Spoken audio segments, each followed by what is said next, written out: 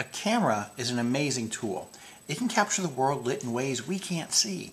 For instance, if we choose a very fast shutter, which doesn't allow much light into the sensor, then our captured image would be really dark, if not black. If we choose a very slow shutter and allow a lot of light into the sensor, then our captured image may be completely white. You see, we can't see the world like that. We don't work like a camera. We see the world in a very ordered, ordinary way, completely unaware of what the world may look like if it were only a bit darker or brighter than normal. And herein lies the magic of the camera. It can capture things we can't see. A photographer, open to this fact, can create a world that in no way resembles what we see. Rather, it shows how that artist felt about the thing or place he was shooting. For many, this is a revelation. Capturing the world as they see it and not just as it looks is a thing for artists, people who live outside of society's box.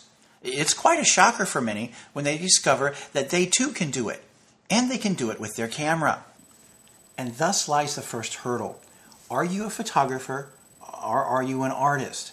You have to know what you want from this endeavor. A photographer takes while an artist creates. Make your choice. There's no middle ground. Know what you want from life and go after it.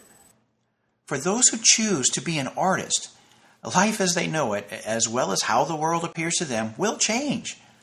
No longer does it have to be lit as it does. Now their life can be a bit brighter or darker if they choose. And if they choose to share that vision, then their images can reflect the same. By the simple manipulation of a shutter, that vision, that picture, that message begins to resemble who the artist is rather than just what they are looking at. And thanks to the LCD screen on our camera, the artist no longer has to guess at whether or not his message is lit properly, but he can see it. And if he decides to make it a bit darker or brighter, then who can stop him? For those who choose to capture the world as it appears, then no sweat. Just look at the monitor to decide whether the image on the screen matches what you see. If it's too bright, take some light away with a faster shutter. If it's too dark, then brighten things up with a slower shutter.